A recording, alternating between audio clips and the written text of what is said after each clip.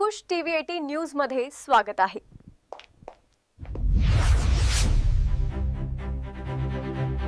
मंत्री होतो, महसूल मंत्री होतो आणि कृषी मंत्री या नात्यानं हा सगळा जो फाईल आहे ती माझ्याकडे होती आणि याच्यावर कारवाई होत नव्हते म्हणून ॲग्रिकल्चर कॉलेजच्या डीनला त्या कालखंडामध्ये मी सूचना केल्या की आपली जमीन आहे आणि आपली जमीन हडप करण्याचा हा प्रयत्न होतो आहे, म्हणून याच्या विरुद्ध हेमंत गावंडे आणि ते जे सगळे आहेत त्यांच्या विरुद्ध फौजदारी गुन्हा दाखल करण्यात यावा। म्हणून आमचे जे डीन त्या कालखंडामध्ये होते त्या डीनने त्या ठिकाणी माझ्या सूचनेनुसार शिवाजीनगर पोलीस स्टेशनला गुन्हा या हेमंत गावंडेच्या विरुद्ध गुन्हा दाखल केला। त्याची FIRची प्रत माझ्याकडे आहे, म्हणजे त्यावेळी गुन्हाच दाखल झाला।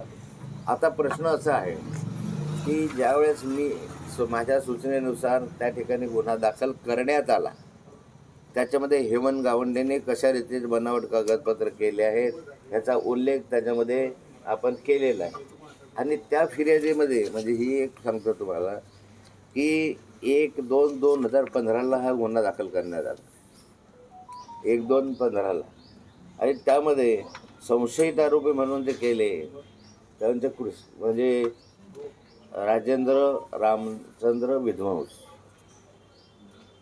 ऋषिकेश माधव विध्वंस, मंगल माधव विध्वंस, जयश्री संजय एकबोटे, प्रशांत वाघमारे, नगर अभियंता पुणे, मंजुषा इधाते व इतर हेमंत गावंडे गुन्ह्याचा तपशिलाच्या संदर्भामध्ये ही माहिती दिली।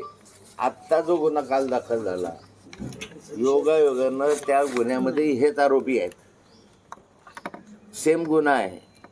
2015ला जो गुन्हा दाखल केला त्याच गुन्ह्याच्या आधारावर असलेला हा गुन्हा कालही दाखल करण्यात आला। आता ह्याच्यामध्ये असं आहे की ह्या हेमंत गावंडे जो आहे हा क्रिमिनल आहे, ह्याने अनेकांना त्या ठिकाणी फसवण्यात आलेलं आहे आणि ही जमीन संरक्षण करून त्याला मिळू न देण्यामध्ये मी आदेश निर्गमित केल्यामुळे त्याने माझ्या विरुद्ध भोसरी प्रकरणामध्ये खोटी तक्रार केली। म्हणजे माझा काही त्याचा संबंधच नव्हता, त्याचा भोसरी प्रकरणाशी काही संबंध नव्हता, त्याने प्रत्यक्ष ते गेलेली नव्हती, परंतु या सर्व लोकांचे त्या काळातले बिल्डर्स होते, डेव्हलपर्स होते, त्यांना मी पाठीशी घातलं नाही म्हणून या सर्वांनी मिळून माझ्या विरुद्ध भोसरी प्रकरणामध्ये फौजदारी गुन्हा दाखल केला, एक गुन्हा दाखल केला त्या संदर्भात। आता मूळ असं आहे की याच्यानंतरच्या कालखंडामध्ये हे प्रकरण जे आहे तर हे प्रकरण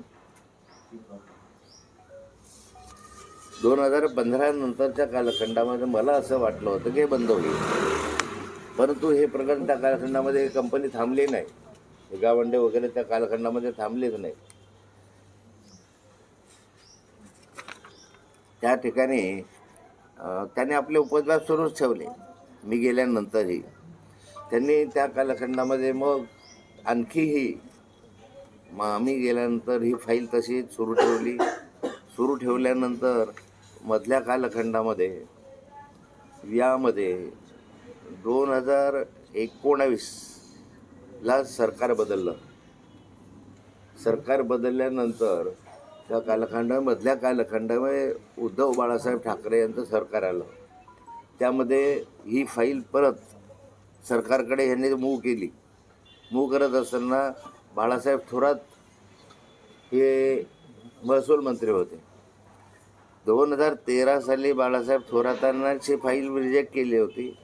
2016च्या सुमारास आमच्या कालखंडामध्ये तसा त्यांच्यावर गुन्हा दाखल झाला, तरीही त्यांनी या ठिकाणी महसूल मंत्री बाळासाहेब ठाकरे UBTच्या कालखंडामध्ये मंत्री असताना त्या ठिकाणी त्यांनी ते फाईल आणली, तरी ते त्यांनी रिजेक्ट केली। म्हणजे इतक्या वेळा ते रिजेक्ट केल्यानंतर सुद्धा यांनी आपले उपद्व्याप हे केले। प्रश्न आता याच्यामध्ये 2-3 प्रश्न निर्माण होतात। 2015ला जो गुन्हा दाखल केला माझ्या सूचनेनुसार शिवाजीनगरला तो सेम गुन्हा आहे, याच जमिनीच्या संदर्भामधली जमीन हडप करण्याच्या संदर्भातला गुन्हा आहे।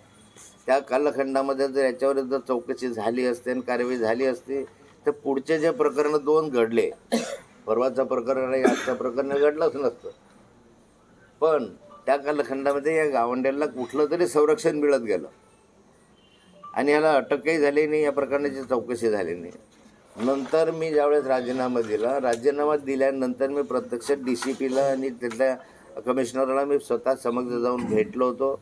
शिवाजीनगर पोलीस स्टेशनला मी स्वतः गेलो होतो आणि स्वतः शिवाजीनगर पोलीस स्टेशनला चौकशी केली होती या प्रकरणाचं काय होत आहे. मी 3 वेळा स्वतः त्या ठिकाणी गेलो, पण ते याच्याकडे आहे त्याच्याकडे आहे अशी टोलवाटोलवी त्यांनी केली आणि कारवाई झाली नाही. आत्ता प्रश्न असा आहे की जर त्या काळखंडामध्ये कारवाई झाली असती तर जे प्रकरण आहे ते आणि आत्ताचं आज प्रकरण मी सांगतोय हे घडलंच नसतं मुळात. नंतर त्याच्यात काय आहे